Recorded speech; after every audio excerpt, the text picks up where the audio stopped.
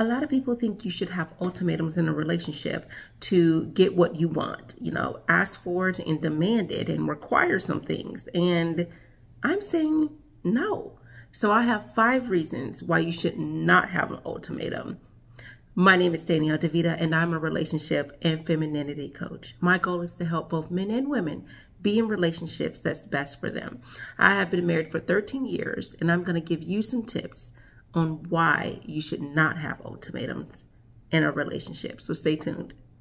Mrs. Danielle DeVita back with another video. I overheard someone say that marriage is overrated. A lot of women say, I like the strong silent type. Well, a lot of men like the feminine silent type. And for sure, it's going down. So a lot of times people are not getting the value. When to speak and when to be quiet is one of the most powerful. She's going to be aggressive, thinking that. And as someone who's been married for 12 years, she's driven, not lazy. And this will make yourself and get on the right path. That understand that you might be doing a disservice to your daughter. If you don't help her understand vetting and proper decision making, now she's going to be a basket case later. If you don't help her understand emotional intelligence, she's going to hold on to a lot of emotional baggage. If you don't.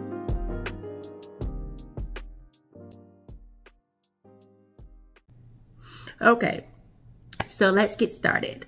The first reason why you should not have an ultimatum is because you want to focus on you, not them. Focus on what you're going to do.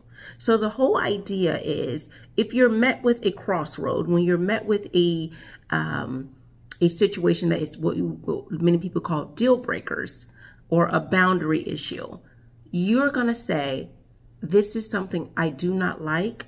I feel like it's not healthy in progressing the relationship.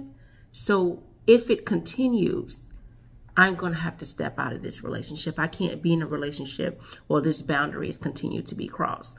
A good example is, let's say, the most time people have ultimatums when they want to move the relationship further. So for example, a woman would give an ultimatum if she feels like she's been in a relationship for a long time and she wants to be married. So she may say something like, we either get married in X amount of time or I'm leaving out of the relationship. So it forces the man's hand, right? If he wants to stay with her, he's just going to marry her. And if not, then she leaves. That's pretty much what the ultimatum is. But I'm saying, if you feel that you're in a relationship and it's dragging along and you think that you guys should have moved further and you should be married by now or in a committed relationship, whichever the situation is, then you say, well, what is stopping the relationship from getting to this point? When we first started, when we got together, I said this was my end goal and this is what I want. If this is not what you want, let me know. What do we need to do?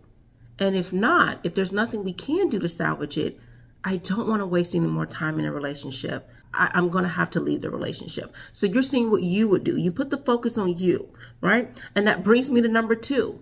Number 2 is saying it's holding you accountable for your actions. So again, number 1, you focus on you and what you're going to do. Number 2, you're holding yourself accountable. This is a simple crossroad issue. This makes the relationship go further.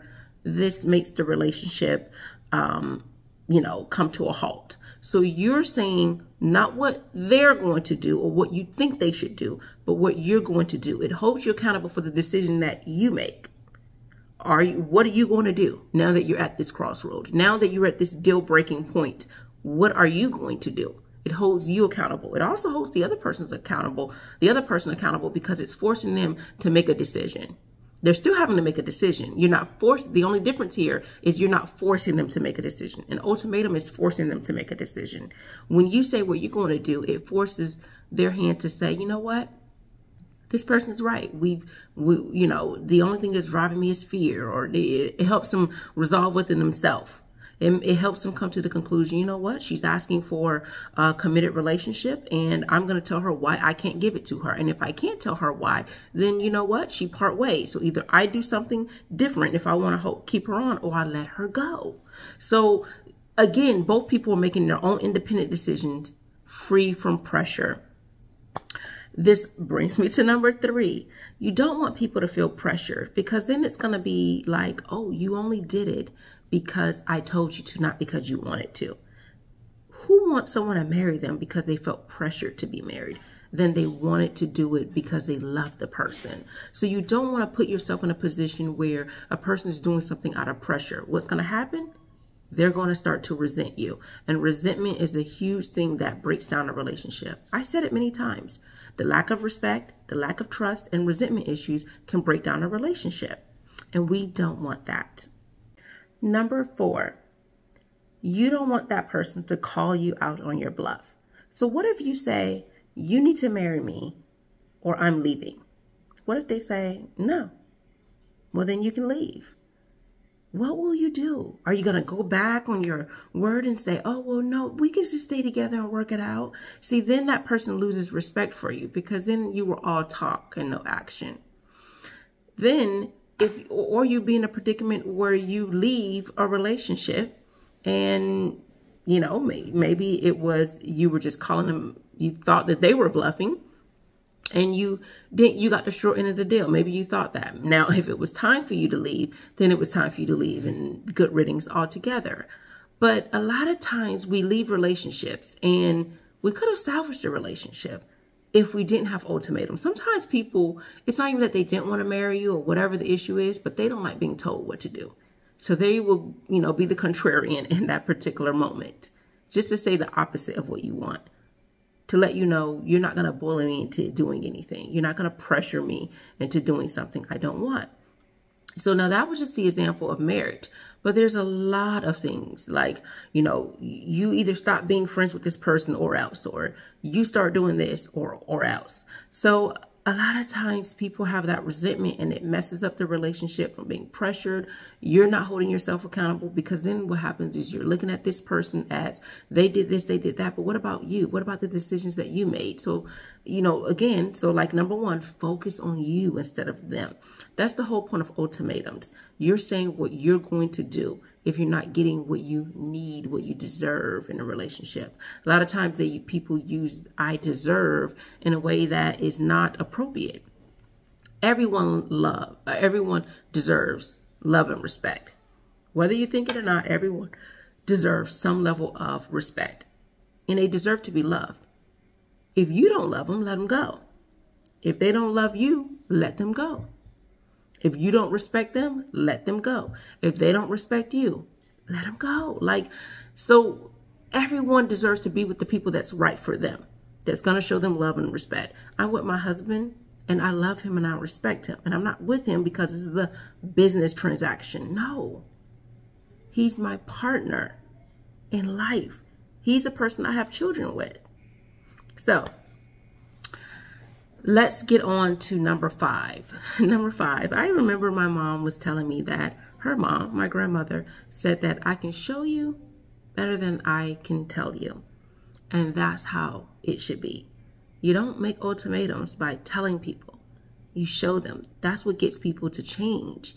The person that you want in your life, they will change. Whether it be for you or not, they will realize that this is a game I can't play, especially if they want to be with you. And they can risk losing you. They really can. So you let a person know if you say, hey, I like this type of communication. I like healthy communication. I like respect, or, you know, I want a relationship to progress into a committed relationship, and they want to keep it into the living in the moment, whatever those situations are. Either way, you say, I need the relationship to progress. I need this to happen for me to feel like I'm in a healthy relationship.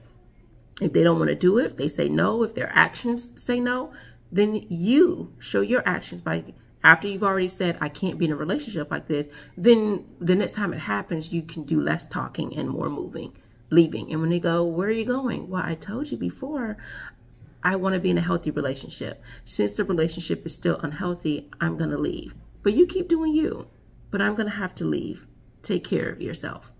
And that will get the person's attention. Either they will shape up, or it could be too late for you. You could be fed up, and that would be it. But people will then realize that you mean business because your actions are speaking louder than your words. All right. That is all I have for you. Thanks for tuning in to Mrs. Danielle DeVita. If you have not subscribed, go ahead and subscribe, hit that like button, and go ahead and share this video with others. I am on all social media platforms. I also have a book that's out, Command Respect from the Woman You Want. Definitely read that book. It is for men so you can see what it takes for a woman to respect you. Don't worry, I haven't forgot about you women. I have a book that will be coming out going into the summer. Girl, Go Get Your Husband, a book for teenage girls. Boy, bye. So stay tuned for that. If you want to know more about those books, definitely go to my website, mrsdanielledevita.com. Thank you. Take care.